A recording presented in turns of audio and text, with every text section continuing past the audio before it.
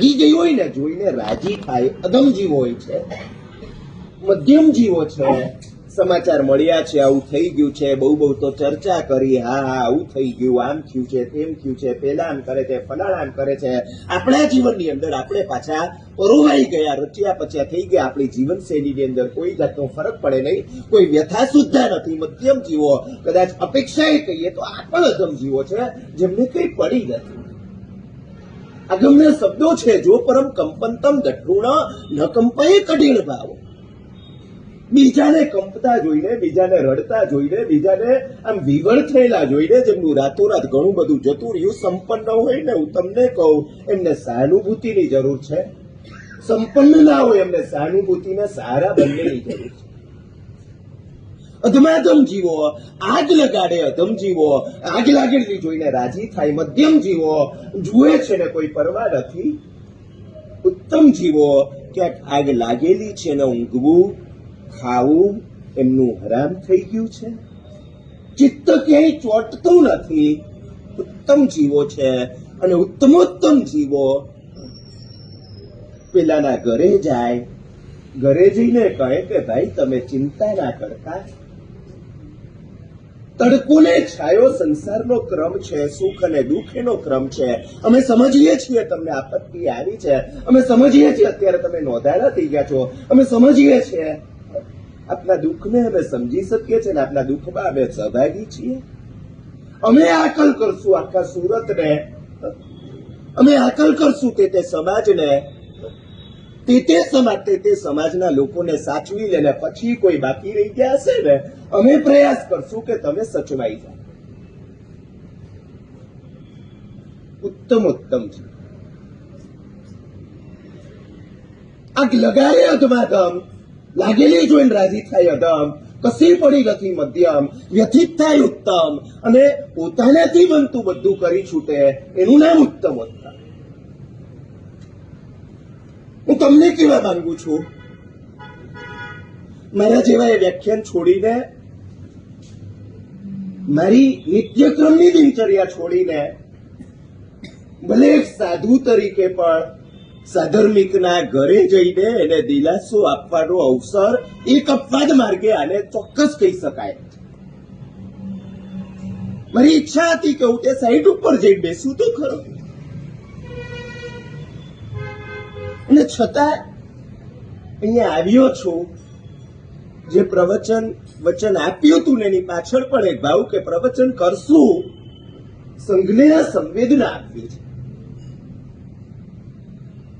એક સમય હતો જ્યારે ઘરે આવેલા મહેમાનને વળાવવા જઈએ ને ત્યારે સ્ટેશન ઉપર પણ આંખો ભીંજાતી હતી.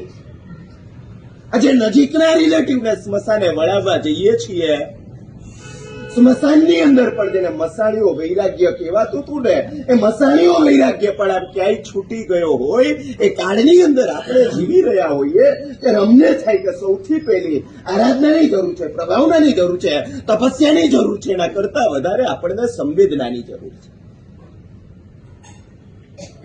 અમદાવાદની અંદર એક ગુરુ ભગવંત વિહારમાં મળવાનું થયું. મને વાત કરી કે હું શિબિરો કરતો હોઉં છું, મોટા મોટા હોલ એના માટે ભાડે લેવાય, સારા પ્રવચનકાર ગુરુ ભગવંત. મને વાત કરી કે એ હોલ જૈનભાઈ, અન્ય ધર્મ એમનો પ્રોગ્રામ હોય એનું ભાડું ના લે અને ગુરુ ભગવંતની શિબિરનું ભાડું લે. મેં ભાઈને પૂછ્યું, ગુરુ ભગવંતના શબ્દો કહું છું, કે આવું શા માટે, તમે જૈન છો?